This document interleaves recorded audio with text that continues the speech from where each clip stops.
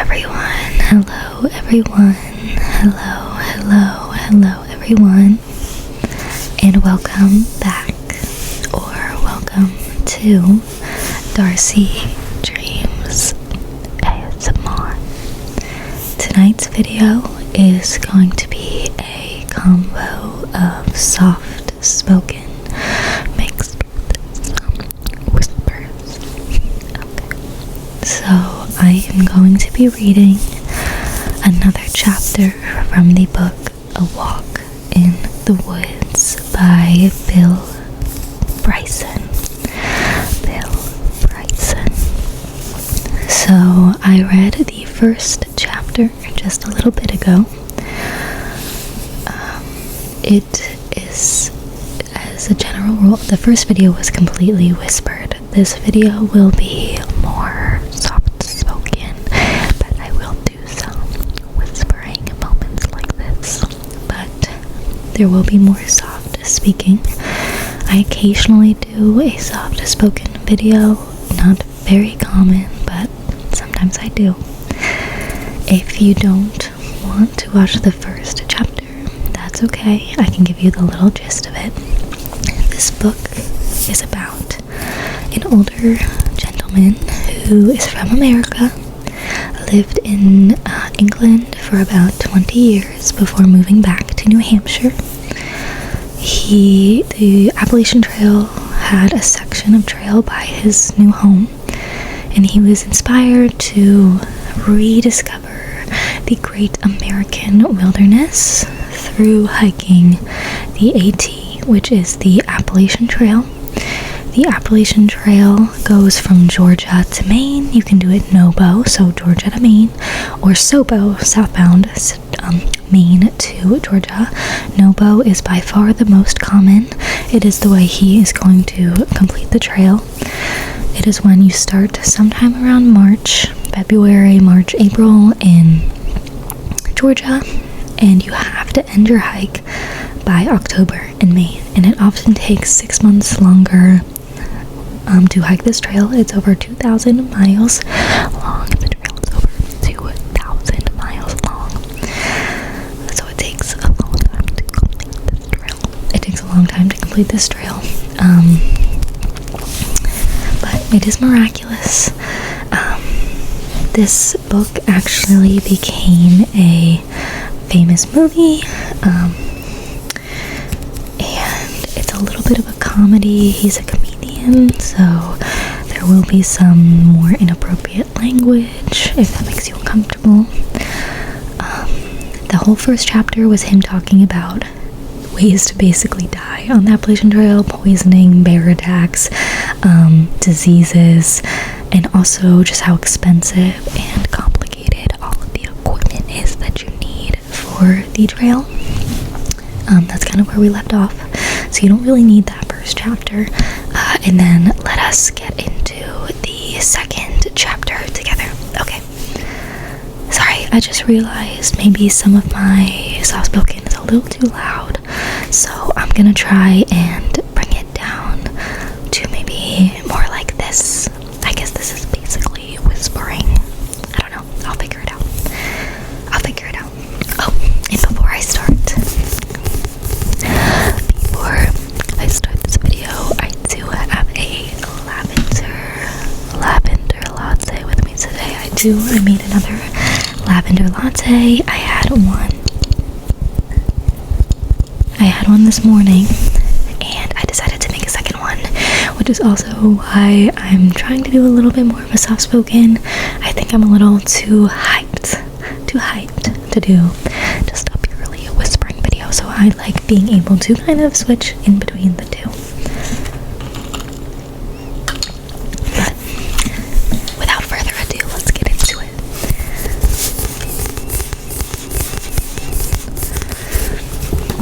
Chapter 2, Part 1, Chapter 2.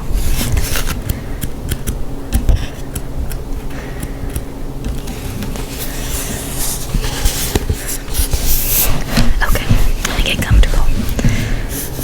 On the afternoon of July 5th, 1983, 3 adult supervisors and a group of youngsters set up camp at a popular spot beside Lake Canamina in the fragrant pine forests of western Quebec, about 80 miles north of Ottawa, in a park called La Vérendrye Provincial Reserve.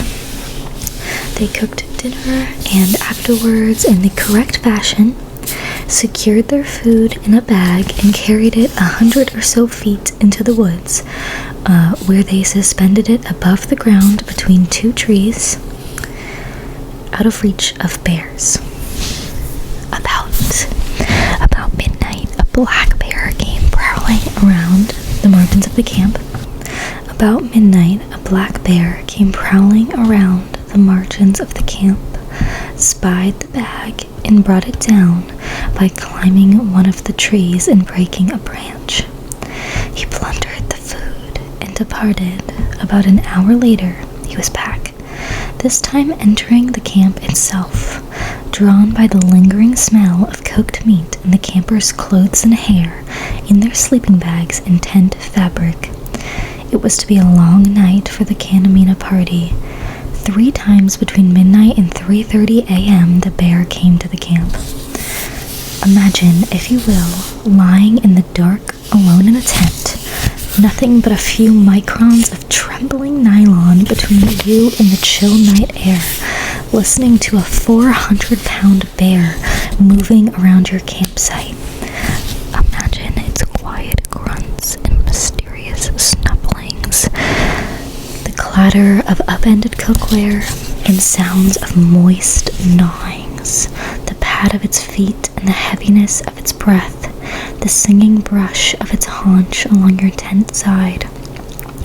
Imagine the hot flood of adrenaline, that unwelcome tingling in the back of your arms at the sudden rough bump of its snout against the foot of your tent, the alarming wild wobble of your frail shell as it roots through the backpack that you left casually propped by the entrance, with you suddenly recall a Snickers in the pouch. Bears adore Snickers, you've heard. And the dull thought, oh God, that perhaps you brought the Snickers in here with you, that's somewhere in here, down by your feet, or underneath you, or, oh shit, here it is. Another bump of grunting. Head against the tent, this time near your shoulders. More crazy wobble than silence. A very long silence and wait. Shh. Yes, the unutterable relief of realizing that the bear has withdrawn to the other side of the camp or shambled back into the woods. I tell you right now, I couldn't stand it. Side note, that is one of the things I'm most scared about, is just the wildlife on the AT. It's a lot of things. I always think about, what if there's a storm, you're struck by lightning, something like that, or like a flood, and you're just in the woods.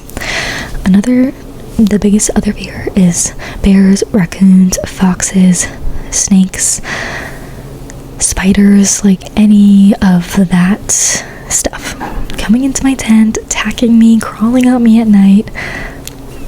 I know some of it's bound to happen, but the bears, like the big animals, any sounds at night terrify me. So I definitely don't think I could do the trail alone. I would have to be with a group of people for safety. Resuming.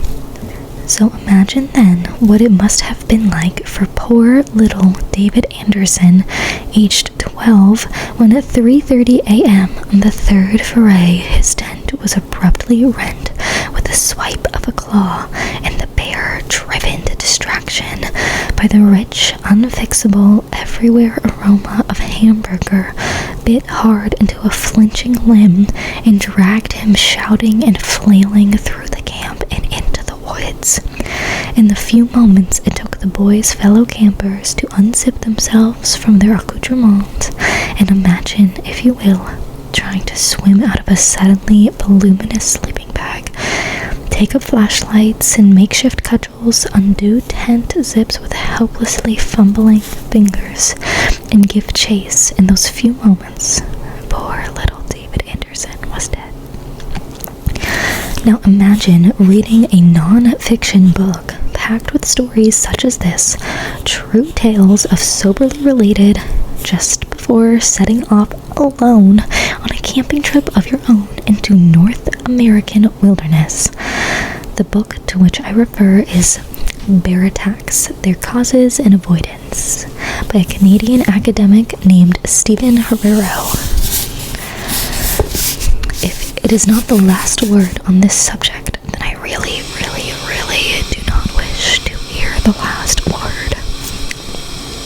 Through long winter nights in New Hampshire, while snow piled up outdoors and my wife slumbered peacefully beside me, I lay saucer-eyed in bed reading clinically precise accounts of people not pulpy in their sleeping bags, plucked whimpering from trees, even noiselessly slugged. I didn't know that this happened. As they sauntered unawares down leafy paths or cooled their feet in the mountain streams, people whose one fatal mistake was to smooth their hair with a dab of aromatic gel, or eat juicy meat, or tuck a Snickers in their shirt pocket for later, or even possibly menstruate, or in some small inadvertent way pique the olfactory properties of the hungry bear, or come to that whose fatal failing was simply to be very, very unfortunate, to round a bend and find a moody male blocking the path, head rocking appraisingly, or wander unwittingly into the territory of a bear too slowed by age or idleness to chase down fleeter prey. Now, it is important to establish right away that the possibility of a serious bear attack on the Appalachian Trail is remote. To begin with, where was I? To begin with, where was I again? What? How did I lose it? To begin with, the really terrifying American bear, the grizzly, Ursus horribilis, as it is so vividly and correctly labeled, doesn't range east of the Mississippi, which is good news because grizzlies are large, powerful, and ferociously bad-tempered. When Lewis and Clark went into the wilderness, they found that nothing unnerved the native Indians more than the grizzly.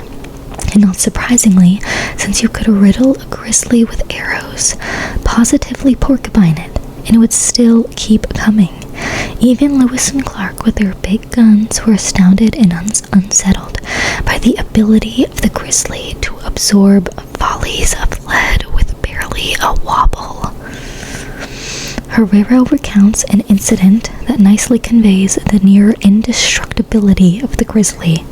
It concerns a professional hunter in Alaska named Alexei Pitka, who stalked a large male through snow and finally felled it with a well-aimed shot to the heart from a large bore rifle. Pitka should probably have carried a card with him that said, "First make sure the bear is dead, then put the gun down." He advanced cautiously and spent a minute or two watching the bear for movement. But when there was none, he set the gun against a tree and strode forward to claim his prize. Just as he reached it, the bear sprang up, clapped its expansive jaws around the front of Pitka's head as if giving him a big kiss, and with a shingle jerk, tore off his face. Miraculously, Pitka survived. "I don't know why I set that darn gun against the tree," he said later. Actually, what he said was, on account of having no lips, teeth, nose, tongue, or other vocal apparatus.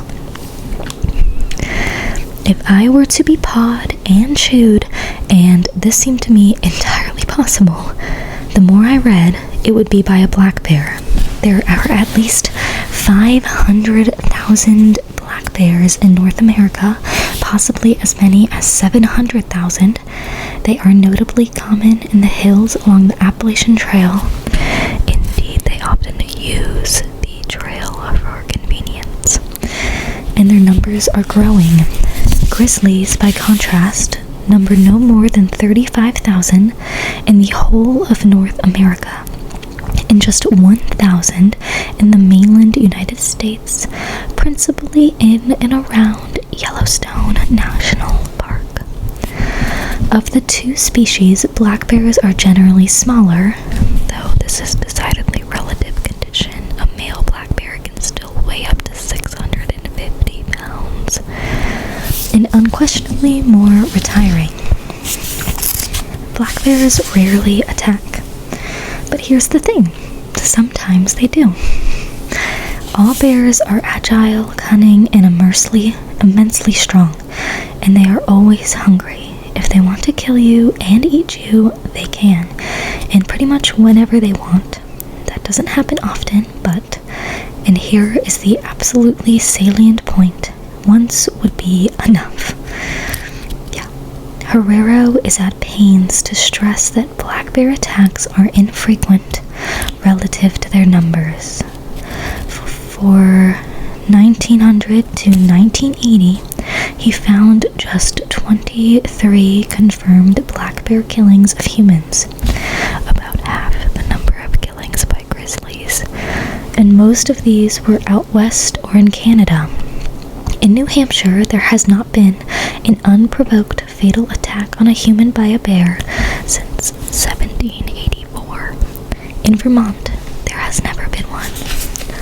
Good for me, I'm gonna go to Vermont all the time then.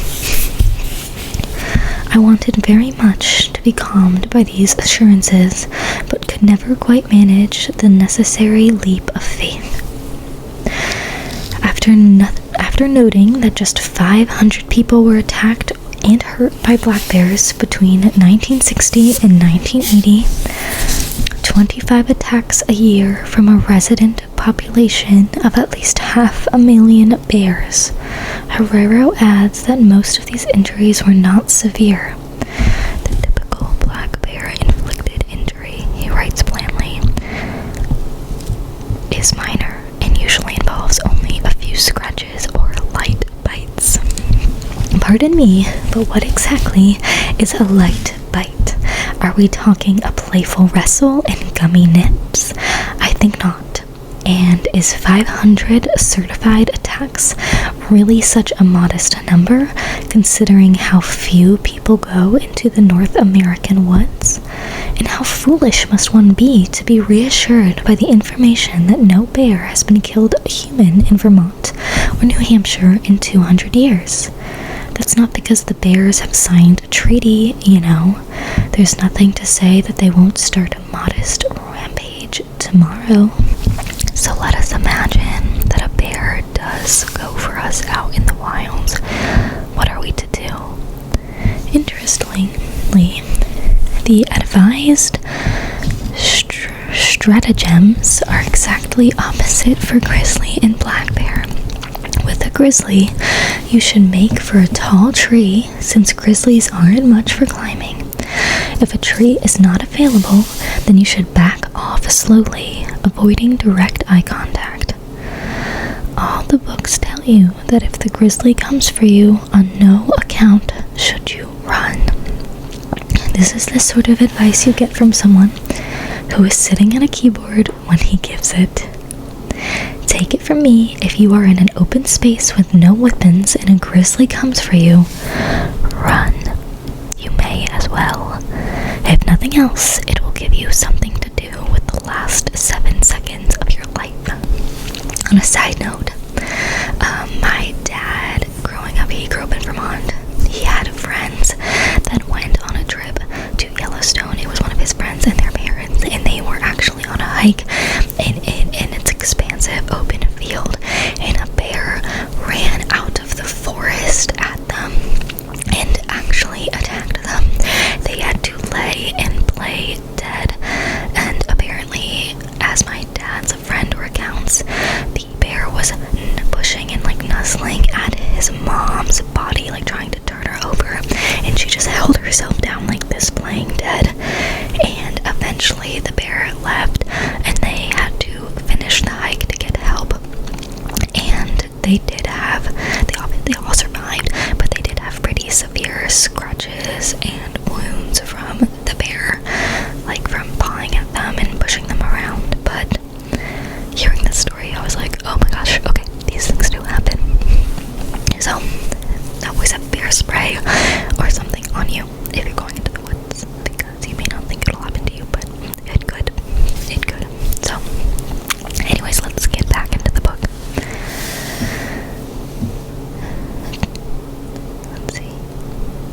However, when the grizzly overtakes you, as it most assuredly will, you should fall to the ground and play dead.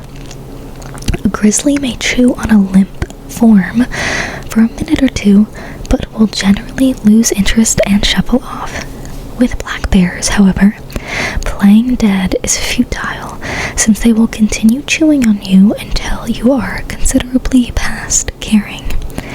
It is also foolish to climb a tree, because black bears are adroit climbers, and as Herrero dryly notes, you will simply end up fighting the black bear in a tree. To ward off aggressive black bear, Herrero suggests making a lot of noise, banging pots and pans together, throwing sticks and rocks, and running at the bear. Yeah, right. You first, Professor. On the other hand, he then adds judiciously, these tactics could merely provoke the bear. Well, thanks.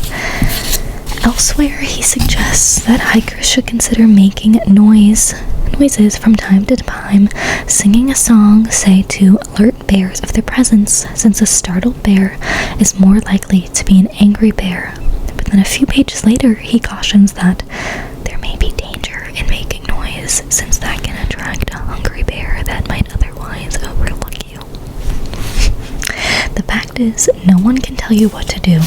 Bears are unpredictable, and what works in one circumstance may not work in another. In 1973, two teenagers, Mark Seeley and Michael Witten, were out for a hike in Yellowstone, when they were inadvertently crossed between a female black bear and her cubs. Nothing worries and antagonizes a female bear more than to have people between her and her brood. Furious, she turned and gave chase. Despite the bear's walloping gait, it can move at up to 35 miles an hour. And the two boys scrambled up trees. The bear followed. Witten up his tree, clamped her mouth around his right foot, and slowly and patiently tugged him from his perch. On the ground, she began mauling him extensively. In an attempt to distract the bear from his friend, Seeley shouted at it, whereupon the bear came and pulled him out of his tree too. Both young men played dead, and precisely the wrong thing to do, according to all the instruction manuals, and the bear left. I thought he just said you're supposed to play dead if it's a grizzly. I won't say I became obsessed by all of this, but it did occupy my thoughts to a great deal in the months while I waited for spring to come.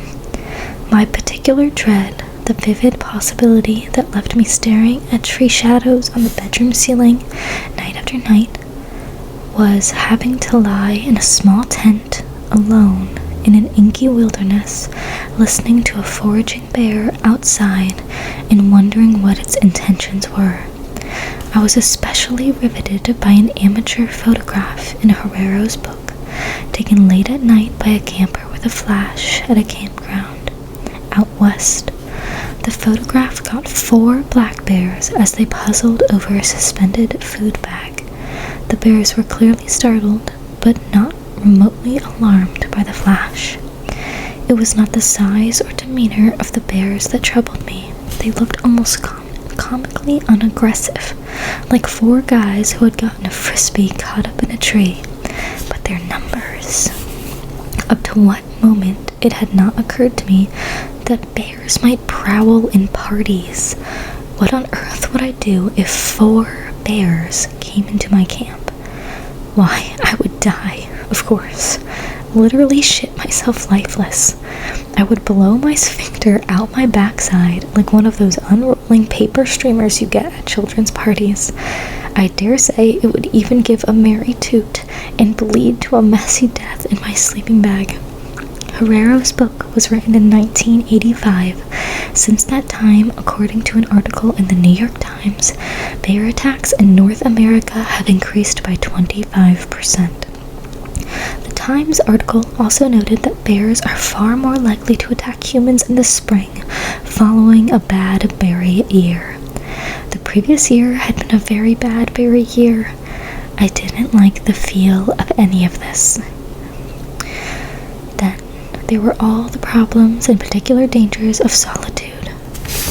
I still have my appendix and any number of other organs that might burst or sputter in the empty wilds. What would I do then?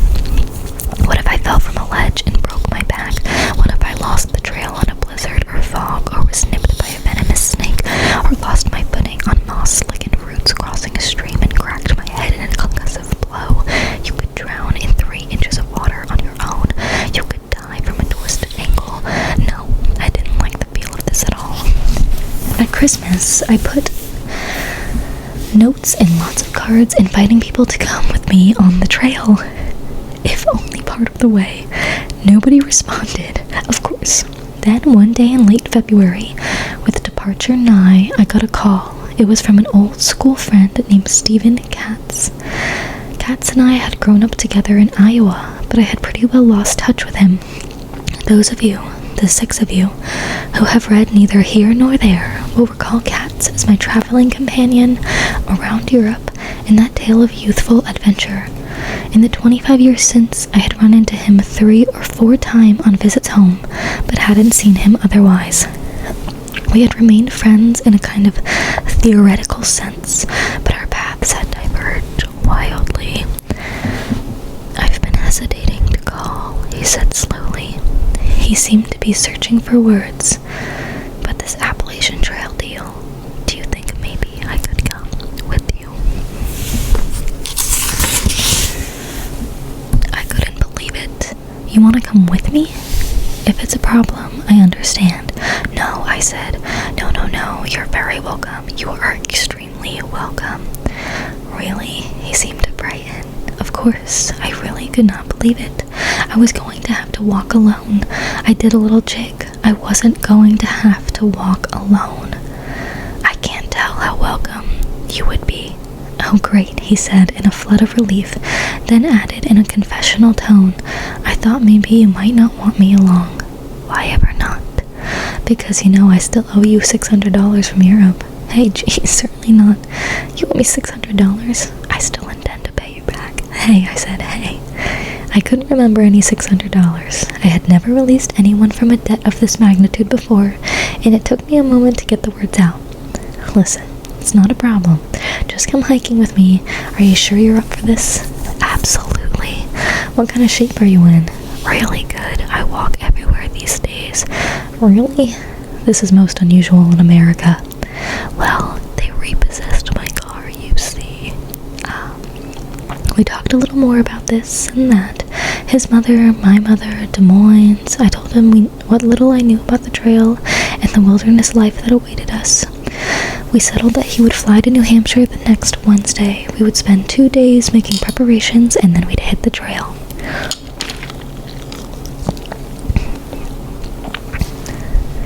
For the first time in months, I felt positively positive about this enterprise. Katz seemed remarkably upbeat, too, for someone who didn't have to do this at all. My last words to him were, so how are you with bears? Hey, they haven't gotten me yet. That's the spirit, I thought. Good old Katz. Good old anyone with a pulse and willingness to go walking with me. After he hung up, it occurred to me that I hadn't asked him why he wanted to come. Katz was the one person I knew on Earth who might be on the run from guys with names like Julio and Mr. Big. Anyway, I didn't care. I wasn't going to have to walk alone. I found my wife in the kitchen sink and told her the good news. She was more reserved in her enthusiasm than I had hoped. You're going into the woods for weeks and weeks with a person you have barely seen for 25 years. Have you really thought this through? As if I had ever thought anything through. I thought you two ended up getting on each other's nerves in Europe. No, that was not quite correct. We started off on each other's nerves. We ended up despising each other, but that was a long time ago. She gave a look of some dubiety. You have nothing in common. We have everything in common. We're 44 years old. We talk about hemorrhoids and lower back pain and how we can't remember where we put anything, and the next night I'll say, hey, did I tell you about my back problems? And he'll say, no, I don't think so, and we'll do it all over again. It'll be great. It'll be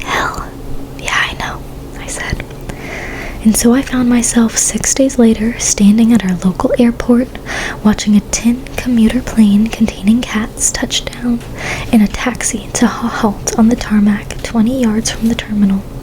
The hum of the propellers intensified for a moment, then gradually stuttered to a halt, and the plane's come stairway fell open. I tried to remember the last time I had seen him. After our summer in Europe, Katz had gone back to Des Moines and had become, in effect, Iowa's drug culture. He had partied for years until there was no one left to party with. Then he had partied with himself alone in small apartments, in t-shirt and boxer shorts, with a bottle and a baggie of pot and a TV with rabbit ears. I remember now that last time I had seen him about 5 years earlier in a Denny's restaurant where I was taking my mother for breakfast. He was sitting in a booth with a haggard fellow who looked like his name would be Virgil Starkweather, tucking into pancakes and taking occasional illicit nips from a bottle in a paper bag. It was 8 in the morning and Katz looked very happy. He was always happy when he was drunk, and he was always drunk. 2 weeks after that, I later heard police found him in an upended car in a field outside the little town of Mingo, hanging upside down by his seatbelt, still clutching the steering wheel and saying, "Well, what seems to be the problem, officers?" There was a small quantity of cocaine in the glove box, and he was dispatched to a minimum security prison for 18 months. While there, he started attending AA meetings. To everyone's surprise, not least his own, he had not touched alcohol or an illegal substance since. Good for him. That stuff. After his release, he got a little job, went back to college part-time, and settled down for a while with a hairdresser named Patty. For the past 3 years, he had devoted himself to rectitude, and I instantly saw now as he stood out of the door on the plane, growing a stomach. Katz was arrestingly larger than when I had last seen him. He had always been kind of fleshy, but now he brought to mind Orson Welles after a very bad night. He was limping a little and breathing harder than one ought to after a walk of 20 yards. "Man, I'm hungry," he said without a preamble, and let me take his carry-on bag, which instantly jerked my arm to the floor. "What have you got in here?" I gasped. Just some tapes and shit for the trial. There are Dunkin' Donuts anywhere around here? I haven't had anything to eat since Boston." "Boston? You just come from Boston?" "Yeah, I gotta eat something every hour or so. I have what to call like seizures. This wasn't quite the reunion scenario I had envisioned. I imagined him bouncing around on the Appalachian Trail like some wind-up toy that had fallen on its back. Ever since I took some contaminated phenylethamines about 10 years ago, if I eat a couple of donuts or something, I'm usually okay. Stephen, we're gonna be in the wilderness in 3 days. There won't be donut stores." He beamed proudly. I thought of that. He indicated his bag on the carousel, a green army surplus duffel, and let me pick it up. It weighed at least 75 pounds. He saw my look of wonder. "Snickers," he explained. "Lots and lots of Snickers." We drove home by way of Dunkin' Donuts. My wife and I sat with him at the kitchen table and watched him eat 5 Boston cream donuts, which he washed down with 2 glasses of milk. Then he said he wanted to go and lie down a while. It took him a whole minute to get up the stairs. My wife turned to me with a look of serene blankness. "Please just don't say anything," I said. In the afternoon, after Katz had rested, he and I visited Dave Mengel and got him fitted with a backpack and a tent and a sleeping bag and all the rest of it, and then went to Kmart for a ground sheet and thermal underwear and some other small things. After that, he rested some more. The following day, we went to the supermarket to buy provisions for our first week on the trail. I knew nothing about cooking, but Katz had been looking after himself for years and had a repertoire of dishes that he also thought would transfer nicely to a camping menu. But he also piled lots of other things into the shopping cart.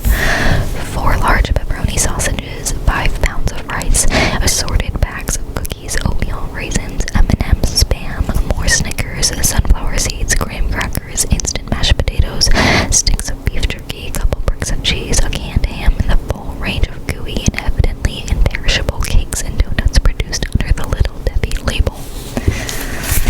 I don't think we'll be able to carry all of this," I suggested uneasily, as he placed the horsed collar-shaped bologna in the shopping cart. Katz surveyed the cart grimly. "Yeah, you're right," he agreed. "Let's start again." He abandoned the cart there and went off for another one.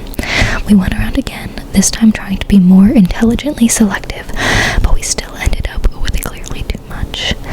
We took everything home, divided it up, and went off to pack Katz. Katz to the bedroom where all of his other stuff was, I to my basement HQ. I packed for 2 hours, but I couldn't begin to get everything in. I put aside books and notebooks and nearly all my spare clothes and tried lots of different combinations, but every time I finished, I would turn to find something large and important left over. Eventually, I went upstairs to see how Katz was doing. He was lying on the bed, listening to his Walkman. Stuff was scattered everywhere. His backpack was limp and unattended. Little percussive hisses of music were leaking from his ears. "Aren't you packing?" I said. "Yeah." I waited a minute, thinking he would pound up, but he didn't. "Forgive me, Stephen, but you give me the impression that you were lying down." "Yeah." "Can you actually hear what I'm saying?" "Yeah, in a minute." I sighed and went back down to the basement. Katz said little during dinner and afterwards returned to his room. We heard nothing more from him throughout the evening. But about midnight, as we lay in bed, noises began to float to us through the walls. Clompings and mutterings, sounds like furniture being dragged across the floor, and brief enraged outbursts interspersed with long periods of silence. I held my wife's hand and couldn't think of anything to say. In the morning, I tapped on Katz's door and eventually put my head in. He was asleep, fully dressed on top of a tumult of bedding. The mattress was part way off the bed, as if he had been engaged in the night in some scuffle with intruders. His pack was full but unsecured, and personal effects were still liberally distributed around the room. I told him we had to leave in an hour to catch the plane. "Yeah," he said. 20 minutes later, he came downstairs, laboriously and with a great deal of soft cursing. Without even looking, you could tell he was coming down sideways and with care, as if the steps were glazed with ice.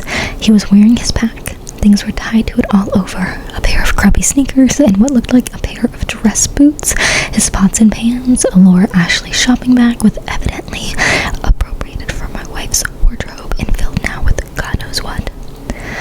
"This is the best I could do," he said. "I had to leave a few things." I nodded. I'd left a few things too. Notably the oatmeal, which I didn't like anyway, and the more disgusting looking of the little Debbie cakes, which I usually say all of them. My wife drove us to the airport in Manchester through blowing snow and the kind of awkward silence that precedes a long separation. Katz sat in the back and ate donuts. At the airport, she presented me with a knobbly walking stick that the children had brought me. It had a red bow on it. I wanted to burst into tears, or better still, climb in the car and speed off while Katz was still fawning over his new unfamiliar straps. She squeezed my arm, gave a weak smile, and left. I watched her go, then went into the terminal with Katz. The man at the check-in desk looked at our tickets to Atlanta and our packs and said quite alertly, I thought for a person wearing a short-sleeved shirt in winter, "You fellows hiking the Appalachian Trail." "Sure are," said Katz proudly. "Lots of trouble with wolves down in Georgia, you know." "Really?" Katz was all ears. "Oh yeah, a couple of people have been attacked recently. Pretty savagely too, from what I hear." He messed around with the tickets and luggage tags for a minute. "Hope you brought some long underwear." Katz screwed his face. "For wolves?" "No, for the weather. There's gonna be record cold down there over the next 4 or 5 days. Gonna be well below zero in Atlanta tonight." "Oh, great," Katz said, and gave a ruptured, disconsolate sigh. He looked challengingly at the man. "Any other news for us? Hospital called to say we got cancer or anything?" The man beamed and slapped the tickets down on the counter. "Nope, that's about it. But you have a real good trip, and hey," he was addressing Katz now in a lower voice, "you watch out for those wolves, son, because between you and me, you look like pretty good eating." And he gave a wink. "Jesus," Katz said in a low voice, and he looked deeply, deeply gloomy. We took the escalator up to our gate, and they won't feed us on this plane either, you know, he announced with a And that is the end of part 1, chapter 2. We will get to chapter 3 next. So, that was a long chapter, but I hope that you guys enjoyed the video. It was kind of that combo, soft-spoken whisper, but this book has been really good. If you guys want more chapters, let me know. I'm really liking it.